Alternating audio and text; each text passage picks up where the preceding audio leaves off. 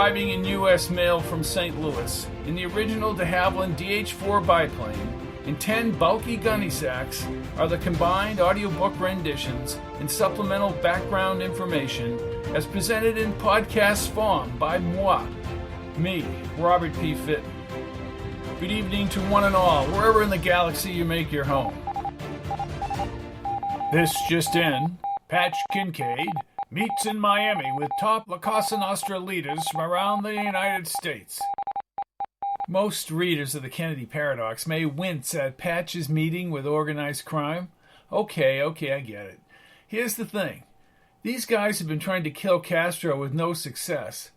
While they disregard Patch's time travel story, they take the threat of Sanchez killing them very seriously. They also know that Patch wants Sanchez dead. That's the key. They can easily get him into Cuba. Patch will do the rest.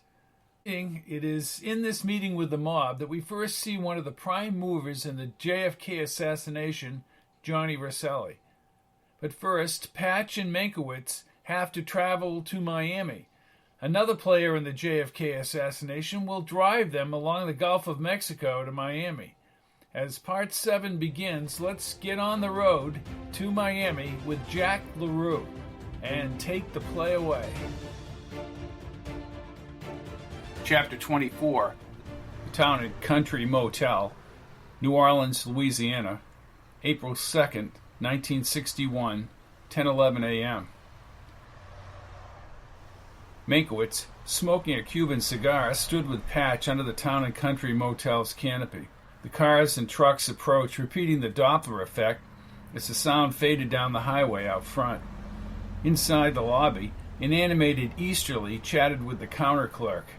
He had flown them all night from Guatemala and landed the plane at a private airfield not too far from the motel.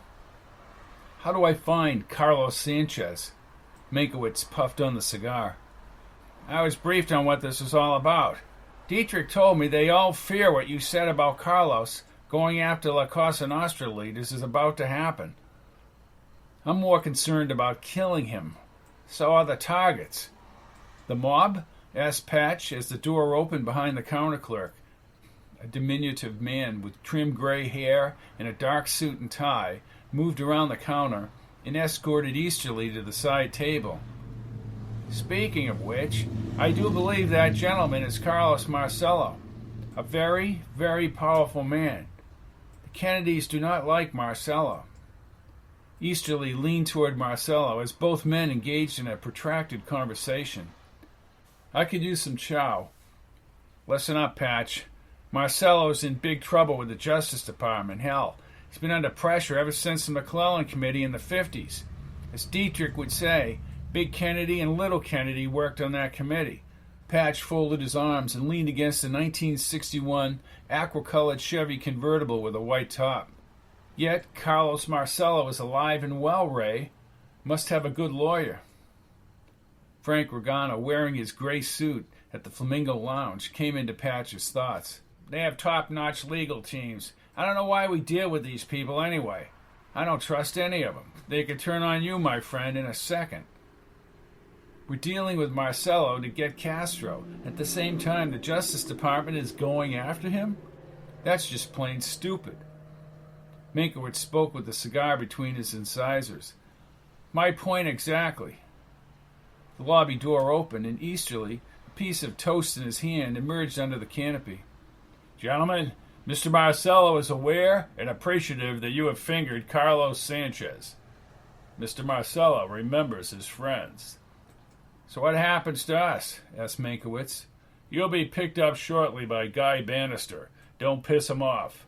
Guy will bring you downtown for the next leg of your journey. And where is that? Don't have that information. Meinkewitz removed his cigar. Who is sending us?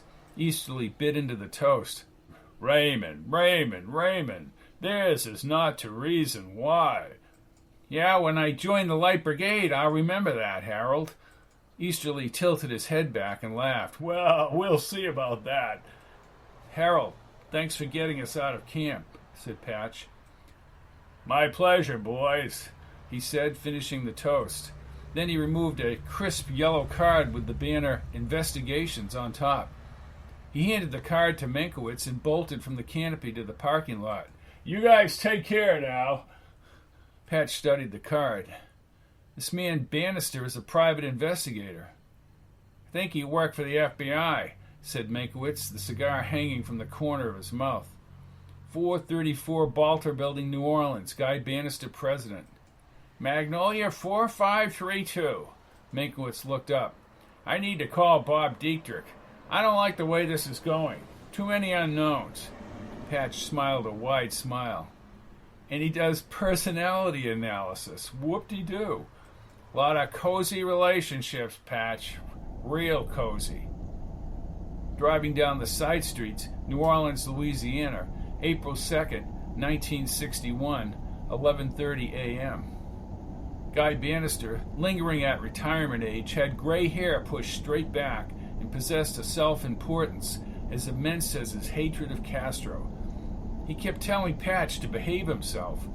He drove his blue Ford easily as he navigated over the Huey P. Long Bridge and then into the city's back alleys. "We're going to kill that prick so dead that Khrushchev will feel it." "You have an office, it says on your card," said Meinkewitz. "Yeah, I have 2 rooms on the first floor across from the Masonic Temple.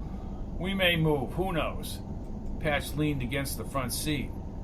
"Just where are we going, Mr. Bannister?" Bannister looked in the mirror. "Don't worry about it." "Everybody has a bit of information," said Patch. "Somebody must have put the whole puzzle together." Bannister shook his head as he turned the corner. "Don't count on that either, son. The more you know, the more you don't want to know." He said nothing as he drove toward a huge body of water east of the city. "Lake Pontchartrain is away from your office, Guy," said Meinkewitz. Bannister removed a pearl-handled revolver and fanned it toward the back seat. "You'd best shut your mouth." Black Lincoln moved slowly on the grass and stopped near some palm trees less than 100 yards from the water. Bannister skidded onto the grass. "This is the end of the line, Ray. Both of you out of the car." "What's going on?" "Shut up." Patch stepped outside and joined Meinkewitz on the grass. The Lincoln's driver's door opened as Bannister's blue Ford spun under the asphalt. A dark-haired man with a square-faced jaw and a penciled mustache emerged from the car. He wore a lightweight jacket, had a Cuban accent, and carried a little black .38. "What's the deal?" asked Meinkewitz. "The deal, my friend, is you're going on vacation." He started the Lincoln and drove the car, waving the gun as he spoke along the lake. Patch sat on the outside, Meinkewitz in the middle. "If you're going to kill us, then just get it over with." "Kill you? You're much too valuable to be killed. No one knows who the hell you are. As for me, well, Fidel has a price on the head of Arthur Smith." "Nah, your name sounds damn familiar," said Meinkewitz. "It should. Carlos Marcello is my friend.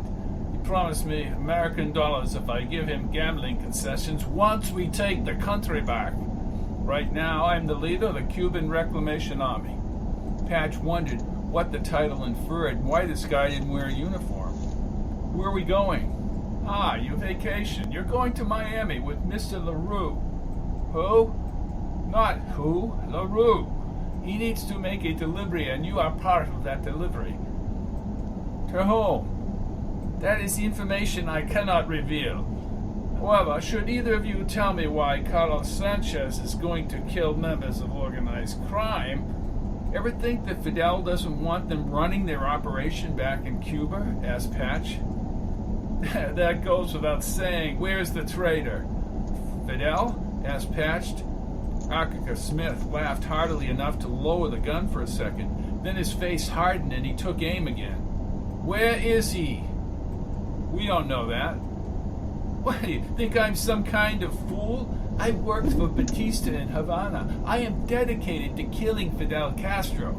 You will gain nothing, especially in Florida, if you don't tell us where Carlos is now.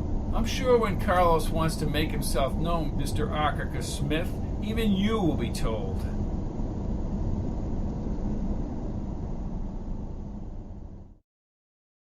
Chapter 25. Old Spanish Trail, Slidell, Louisiana, 12:45 p.m., April 2nd, 1961. A stocky guy with a receding hairline stepped out of a laundry truck stamped clean towels and linen service, positioned on the grassy shoulder off the highway. He wore an open white shirt and dark pants. Smith shook hands with him and they talked for a few minutes behind the truck. Several times Smith pointed toward Meinkewitz and Patch inside the Lincoln. Then he returned to the car as the guy stood outside the truck. "Okay, my friends, Mr. LaRue is ready to drive you to Miami." "Wonderful." They walked slowly up to the truck, dented as if someone had been pitching a baseball into the fender for a full 9-inning game. The back doors were locked with a padlock. "What's the big secret?" asked Patch. LaRue interrupted as if someone had thrown a crazy switch at a distant control panel. "You come out of nowhere, and you ask me what the hell I'm doing?" "Just a question." He removed a wood-grain revolver. "You do the telling, I ask the questions. What's in the truck is my business, Patchy." Meinkewitz rolled his eyes. "I want to speak with Bob Dietrich in Washington. And I want to call Jack and Bobby Kennedy. Now get in the truck." This time Patch squeezed between LaRue and Meinkewitz. The vinyl seats were dusty like the metal dash. Green and white cans of Quaker State motor oil were strewn amidst a repair slip for some garage in Houma, Louisiana. LaRue started the truck. Exhaust filtered through the cab. LaRue looked like a little kid holding the huge steering wheel. "Just remember one thing." "Now, what's that?" "You take the play away. You just remember to keep your mouth shut from what you see. Keeping your mouth shut can keep you alive, Mr. Meinkewitz. I got broads who con me, and I got these exile bastards who con me." "What do you mean?" "Let me tell you, Patchy. You gotta look out for number one, because these pricks out here, they're gonna take you down." "I'll remember that. You making fun of me?" "Who, me? Come on, Jack." LaRue nodded and Patch winced at Meinkewitz. Meinkewitz grinned and looked out the side window. "Let me tell you another thing. Trafficante is no slouch. You better impress him. You got other big-time individuals who will meet and talk to you. Just friggin' level with them. No bullshit. You fuck with them and shit, they'll take you out. Capiche? Why do we need to talk to these men at all?" "Cut the crap. Everyone knows you said this Sánchez trader was sent by Castro and his G2 to take out Rosselli or Giancana. Could even be Marcelo. Marcelo's got his own troubles with the INS. Deportation. No shit, Sherlock. You can't threaten important men like that. They have people looking for Sánchez right now. He's a dead man." "Well, that's good news," said Patch. "Yeah, well, I don't know how much the contract's worth. If they don't get him right away, the price will go up." "I have a question," said Patch. "Questions cost money, Patch." "My fiancée, Kate Landers. Is she alive?" LaRue shook his head as he drove. "I got no answers." Hotel Fontainebleau, Miami Beach, Miami, Florida. April 2nd, 1961, 3:11 p.m. Like a ripe banana in a fresh fruit bowl, LaRue drove the sputtering laundry truck along a palm-lined divided highway below Miami Beach's high-rise buildings to the east. Patch had sensed the salty air minutes before they reached the shore. A linear waterway with slow-moving little boats followed the road.